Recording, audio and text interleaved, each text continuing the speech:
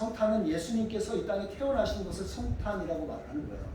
거룩한 분이 태어나셨다는 거죠. 그것에 대한 증인이 있는데 그 증인에 대한 관점으로 같이 보게 될 겁니다.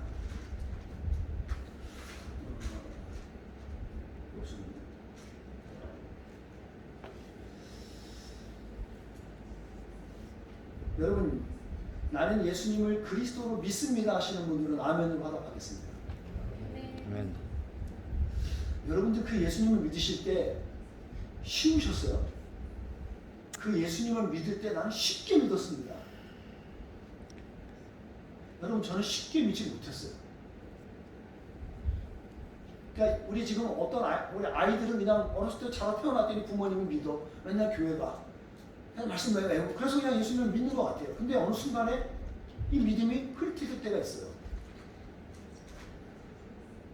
저는 실제로 객관적으로 봐갔군요.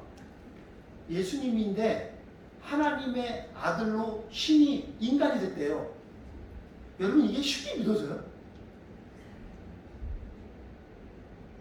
실제로 자, 가령 어느 누군가 갑자기 나타나서 내가 메시아야, 내가 저 성경에 써 있는 예수 있지? 그 예수야 라고 말하는 사람 나타나면 여러분 어떻게 하시겠어요? 아유 또라이? 이러겠죠. 아니 그 미쳤니? 지금 여러분 1세기 때 예수님이 말씀하신 건 사람들에게 그렇게 보여졌어요. 실제로 저것이 무슨 소리 하는 거야? 저 이단이네 이단, 미친놈이네, 그렇게 소리 들었었어요. 실제로 저도 모태신앙했습니다. 어렸을 때 그냥 부모님이 가라니까 가고, 헌금도요 훈련시키시느라고 헌금요 갈 때마다 헌금을 주셨어요. 저는 잔머리 굴려갖고 그 헌금에서 얼마를 까먹고 또 반을 치고 드려요. 그러면 우리 엄마가 기가 막히게 알아맞혀요. 너 헌금 까먹었지? 그러면 왜냐하면 제가 헌금을 뭐 하면 뭐가 얼굴에 뭐가 나요. 희한해 이건요. 지금까지도 알 수 없는 비밀이에요. 그래서 저 어렸을 때부터 그냥 하나님에 대한 경외하면 하나님이 살아계시다, 하나님이 있겠다고 싶어요.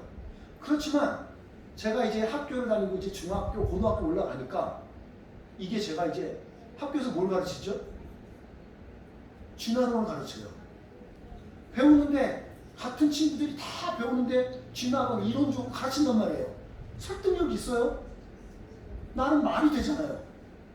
그러면서 제 안에 믿음이 사라지겠어요. 이건 아닌 것 같은데 어떻게 그리스 신화에 나온 거하고 똑같은 얘기잖아요. 아니 우리 박혁거세처럼 알이 깨갖고 뭐가 나더니 이거하고 다를 게 없는 것 같은 느낌인 거예요. 전 못 믿겠어요. 그래서 고등학교로 올라가는 순간부터 저는 교회를 떠났어요. 여러분, 그렇다고 제가 교회를 떠났다 해서 교회를 안 다니지는 않았습니다. 저는 교회는 꾸준히 나갔어요. 하지만 믿음이 없는 거예요. 예배를 드린 거예요. 여러분 지금 이 자리에도 그냥 예배를 드리고 있는 사람이 있을 수 있어요. 저는 그렇게 드리다가 이게 어디까지 가냐면 청년 때까지 갔어요. 청년에는 또 가갖고 음악에 제가 했잖아요. 음악을 하는 사람들이 개똥 철학이 있습니다. 아주 별 희한한 철학을 가지면서 아주 이상한 생각들을 하게 되는 거예요. 그러다가 여차저차해서 제가 어려움을 겪게 돼요. 청년 그때가 24살, 5살 때입니다. 그럴 때 어려움을 겪었어요. 그러면서 제가 아련하게 알고 있던 하나님에 대해서 한번 제가 따져봤어요. 하나님, 아유 진짜 살아계십니까? 하나님? 하나님 계셔요? 내가 체험할 수 있는 몸을 한번 경험할 수 있으면 좋겠는데 하나님 나에게 좀 체험할 수 있게 해주세요. 하나님께 구한 적이 있습니다. 어떻게 됐을까요? 경험해봤어요. 자, 잘 생각하셔야 돼요. 아직 저는 제 이성적으로 예수님께서 이 땅에 오실 것을 육체로 비해서 오셨다는 그 예수님을 이성적으로 알지는 못해요. 아직 이해는 안 됐어요. 하지만 그 하나님으로 오셨다는 하나님이 지금 살아계시다는 증거로서 경험적으로 제가 먼저 체험을 했어요.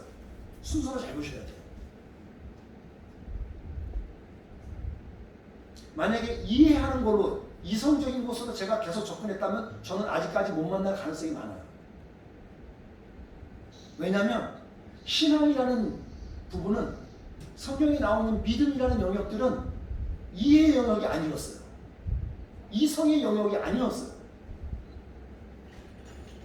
개미가 아무리 뛰어난 생각한다고 인간의 이성으로 뛰어들어올 수 없어요. 그거 비교할 수도 없을 정도로 하나님은 우리하고 전혀 다른 차원에서 분이거든요. 그러니까 이해로는 안 돼요.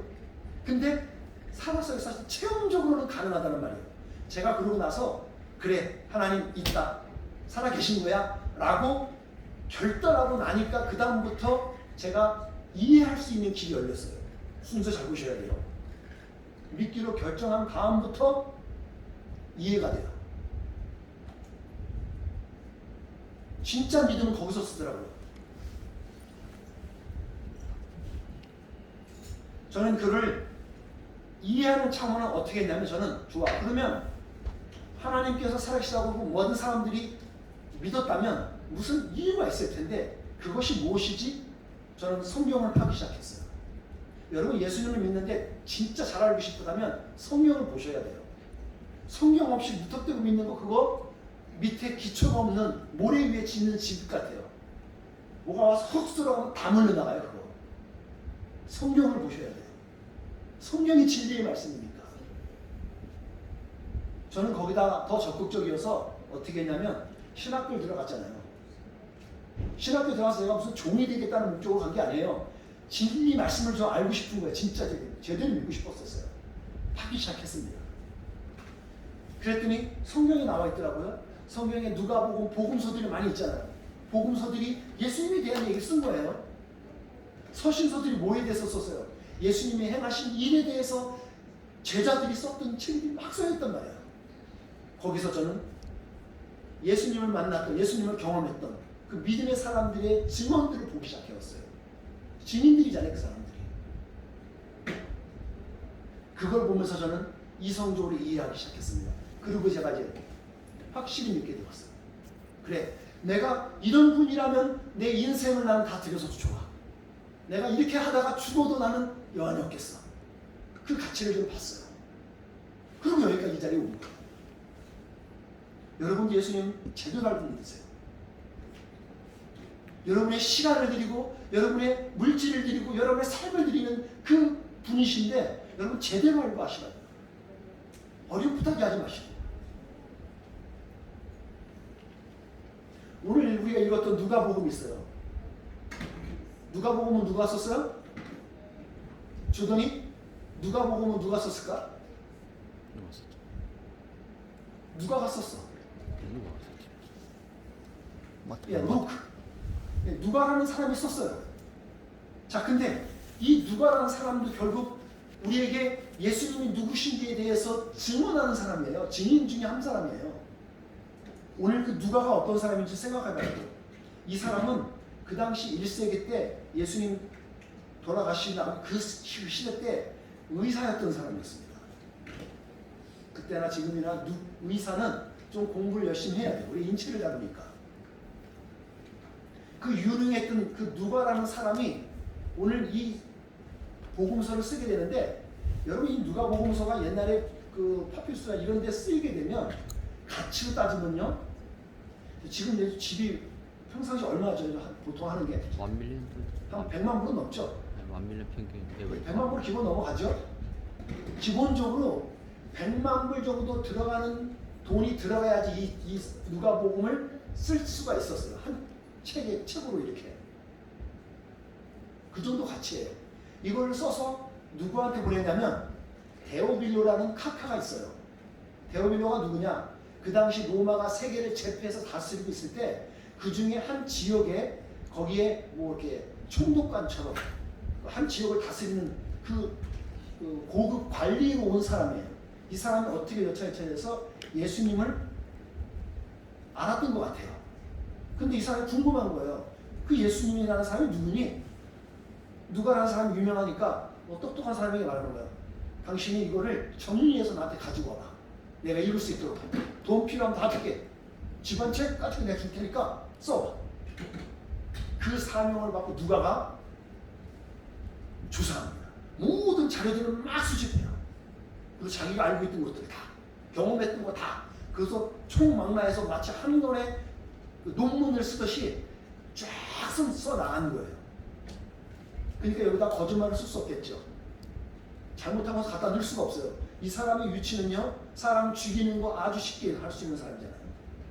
그만큼 막중한 인물을 띄고 이 사람이 정리를 했어요. 잘 준비했다고요. 특별히 유난히 특별한 거는 이 사람이 그걸 기록할 때 역사의 순서에 맞게 썼어요. 그래서 여러분들이 그 성경을 보실 때 예수님께서 십자가 못 박혀 죽으시는 사건들 이거 있죠? 이 모든 것들이 역사적으로 시간적으로 잘 쓰여진 거예요. 그거 궁금하시면 그렇게 보시면 돼요. 여러분에게 물어봐요. 증인에게 있어서 가장 중요한 요소가 뭘까요? 어떤 사람이 증인으로 나오는데 증인이 무슨 역할을 해야지 제대로 된 역할이죠? 진실을 바르게 얘기해야 되잖아요. 자기가 증인으로 나왔는데 내가 누군가 죽이는 걸 봤어. 그런데 그 사람이 안 죽였어요. 이렇게 말하면 뭐가 돼요? 위증이지요. 위증은 벌이가 커요. 거짓말이 되잖아요. 증인은 바로 말을 해야 돼요. 진실을 얘기해도 팩트를 얘기해야 된다고요. 오늘 누가는 그런 면에서 아주 탁월하게 진실을 얘기했던 사람이었어요. 확실하다는 거예요. 누가복음 1장 1절부터 3절까지 나온 내용들이 그걸 보증해 주는 거예요. 여비로 카카요. 내가 모든 것들을 엄밀하게 조사하고 다 해갖고 이렇게 조사해 올렸습니다. 이 기록을 보십시오. 그러고 나서 기록하는 것이 누가복음이에요. 누가복음 중에 오늘 우리가 보고 있는 부분이 바로 예수님의 탄생에 대한, 탄생하신 이유에 대한 그 이야기를 우리가 보고 있는 거죠. 마태, 마가, 누가, 요한복음이 있습니다. 4개의 복음서가 있는데 여기에 보면 예수님께서 태어나신 거에 대해서 이렇게 썼던 내용들은요, 특별하게 마태복음에 이미 다 써 있어요. 근데 누가복음은 왜 굳이 이거를 더 다뤄야 되죠? 이유가 있습니다.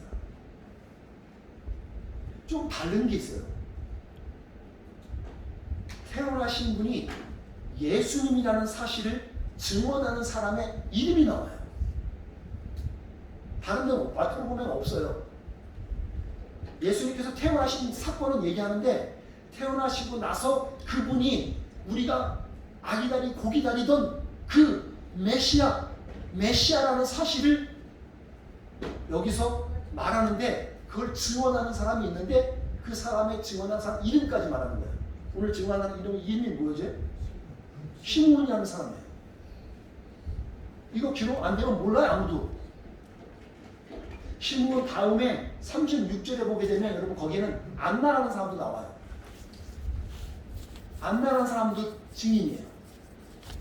우리가 기다리던 메시아였어. 두 사람이 증인이 나와요. 이게 특별하게 다른 거예요. 누가복음에서 이렇게 보여주는 특별한 현상이죠. 그러니까 누가복음은 되게 디테일해요. 자세하다고요. 그 사람 이름들을 많이 언급하게 돼요. 대표적인 예를 들어볼까요? 여러분 성경에서 가장 세리 중에 키 작은 난쟁이 이름이 뭐예요? 네? 자신 있게 얘기해봐요. 삭개오. 누가복음에 나오는 거예요. 누가는 디테일해요. 그래서 여자들이 그 예수님께서 부활하셨다는 소식을 듣고 거기에 무덤을 찾아갔던 사람들 있죠. 그 여자들에 대해서 마태에서는 여인들이라고만 말밖에 안 해요. 근데 누가는 그 사람들 이름을 적어놨어요. 놀랍죠? 또 하나 막달라 마리아. 뭘 이렇게 달라는 걸 많은지 막달라 마리아 맨날 달래. 막달라 마리아라는 사람 이름도 등장하고 특별하게 달라요. 또 다른 말은 뭔지 아세요? 부자와 뭐 하나 있죠? 거지, 나사로. 누가 보면 나오는 내용이에요. 이름을 달아요. 이름을. 왜냐하면 더 자세하게 확실하다는 증거를 갖다 우리에게 제시하는 거란 말이에요. 증인은 그래야 돼요. 증인은 정확할 수 있어야 돼요. 그 증인이 오늘 우리들에게 증언하는 거예요. 성경에 태어나신 예수님이 메시아라는 거예요. 메시아. 시몬이라는 말은 시몬 베드로 말하잖아요. 베드로가 그 똑같은 말이에요. 말이 단어만 틀릴 뿐이지 같은 거야. 사이몬. 확실한 거는 사이몬과 가펑클의 사이몬은 아니에요. 이 사람은 시몬이라는 말이에요.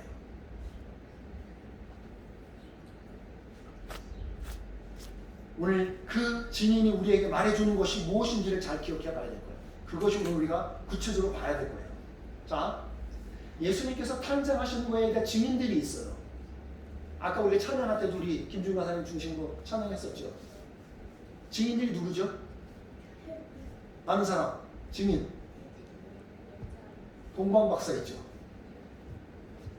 그리고 들에 있었던 목자들.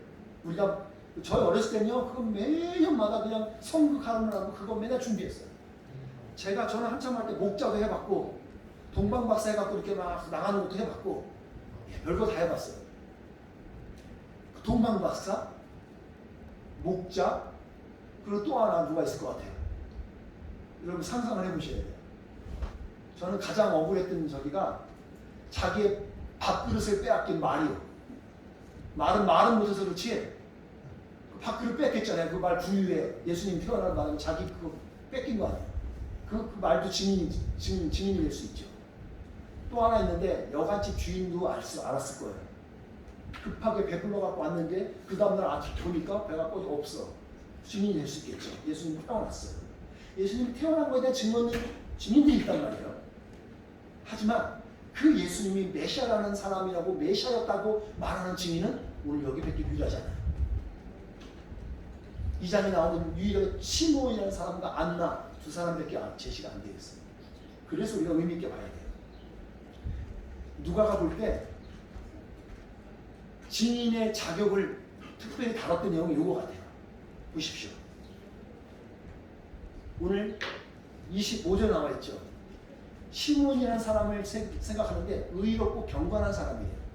두 번째는 메시아를 기다리던 사람이에요.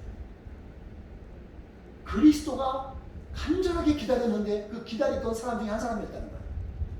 세 번째는 뭐예요? 성령님과 함께 하셨대요. 이 시몬이. 얼마나 성령님과 소통이 잘 자유로웠냐면 시몬 사람은 하나 성령에 이끌려서 너는 메시아가 오는 모습을 보기 전까지 넌 죽지 않을 거야. 그런 말씀도 들었다는 거예요. 이 사람. 그래서 기다리면 계속 내 때 내가 죽지 않을 때 내가 살아있는 동안 나는 볼 수 있어. 그렇게 간절했던 사람. 그래서 그가 성령으로 충만해 있으니까 오늘 성경에 나와 있는 내용이 그래요. 그가 성령으로 충만해져 있을 때 때마침 율법에 의해서 마리아와 요셉이 자기 예수님을 태어나서 율법에 의해서 어떤 예식이 있거든요. 그 식을 하기 위해서 예루살렘의 성전, 예루살렘 성전에 와갖고 온 상태일 때 딱 만난 거예요. 모리모는 이 사람은 제사장이었던 것 같아요. 왜냐하면 그 역할을 축복기도 해주고 하는 역할을 했던 거 보니까. 근데 그가 성령을 금방 알아보잖아요.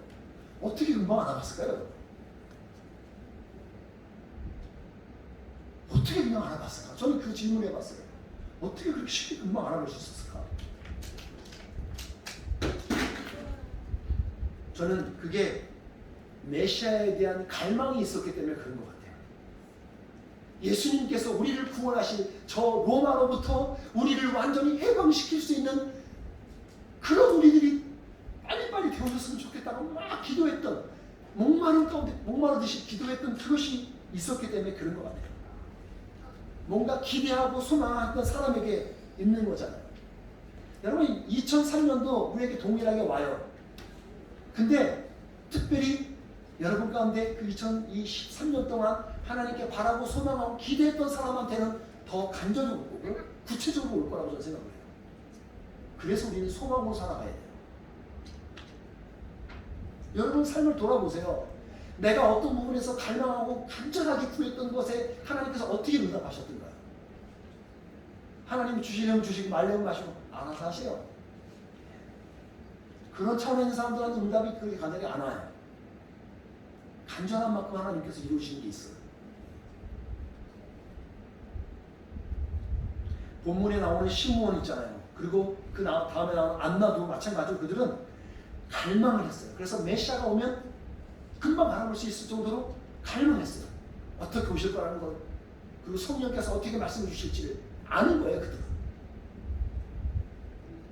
제가 목회를 하면서 제가 신앙의 삶을 통해서 깨닫는 게 있습니다. 하나님의 응답을 알아채는 비결이 있더라고요. 여러분 기도했던 거 있는데 이게 하나님의 응답인지 아는 방법 알려드릴까요? 아는 방법이 있어요. 기도했던 사람이 알아요. 기도했던 사람이 알아요. 간절히 구했던 사람이 알아요. 그리고 기다렸던 사람이, 기다리는 사람이, 그 사람이 딱 보면 하나님 하셨네 라고 알아채요. 약간 교과서적인 답인 것 같지만 여러분 이래요. 기도하고 성경을 읽으며 경건 생활했던 사람이 응답을 빨리 알아요. 예수님을 믿는데 기도하지 않아. 예수님을 믿는데 성경을 읽지 않아. 여러분 하나님과 어떻게 소통하세요? 이 두 가지가 빠진 경건 생활이 없으면 하나님을 알 수가 없어요. 말씀해도 못 알아들어요. 그걸 한 사람이 알아채는 거예요. 시므온이 그랬던 사람이고 안나라는 여인이 그랬던 사람이에요. 그렇게 알게 되었던 사람들이 고백이 어떻게 나와요? 이런 고백이 나오는 거예요. 성경에 나오죠. 누가복음 2장 30절 말씀 다시 읽어볼게요. 시작. 제 눈으로 주님의 구원하심을 보았습니다. 갈망하고 구했던데 딱 보니까 아는 거예요. 이분이구나.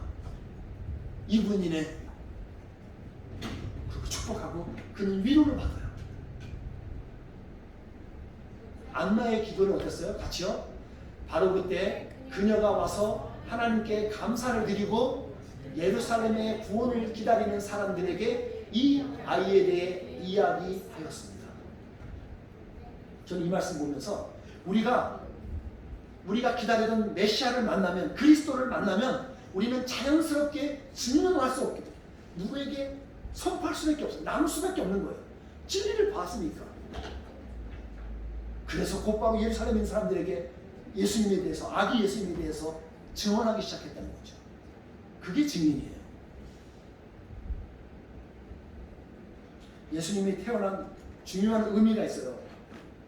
아직 예수님을 모르는 사람들에게는, 구원을 기다리는 사람들에게는 기쁨이에요. 자기를 해방시켜줄 수 있는 존재가 나타났으니까.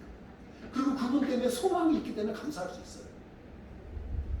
아울러서 우리에게 이미 구원 받은 사람들에게는 영광이 되어진다는 거예요. 오늘 성경에 나오는 얘기 그거잖아요.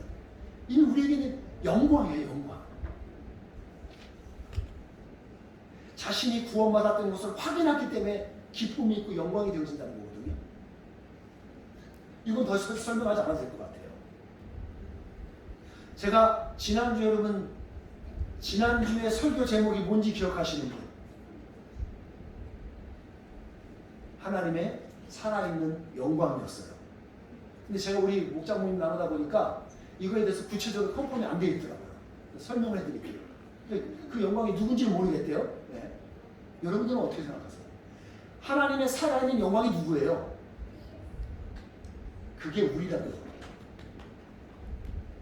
하나님의 살아있는 영광이 오늘 살아있는 우리들이라고요. 우리를 통해서 영광을 받으실 분이 하나님이시고, 우리가 하는 통로예요. 통로. 그러니까 우리가 오늘 어떻게 살아가는지, 어떻게 증인된 삶을 살아가는지 보고서 하나님 영광을 받으시는 거예요. 우리가 영광의 대상자가 아니라 영광의 통로라고 합니다.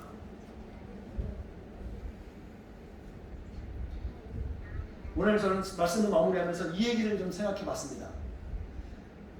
예수님이 이 땅에 태어나시기 성탄에 대해서 기대되는 것이 있어요. 플러스 마이너스 곱하기 뭐 이렇게 나눈 게 있죠. 그거 가지고 풀어봤으니까 한번 보세요. 여러분 이 성탄에 우리가 기대되는 건요, 요걸 기대하실 수 있어요. 예수님으로 인해서 기쁨을 기대할 수 있어요. 플러스 돼야 돼요. 두 번째는 산타 같은 거품은 빠져야 돼요. 산타는 허구예요. 슬픔은 빠져나갈 수 있는 것. 슬픔이 없어질 수 있는 것. 곱해졌으면 싶은 게 사랑이, 선물이 실제로 나눠졌었으면 좋겠어요. 그럼 마지막으로 외로움이라든가 고통이 나눠질 수 있는 것. 저는 우리 지난 한 해를 돌아보면서 우리 성도들의 긍정적인 부분들을 보았습니다.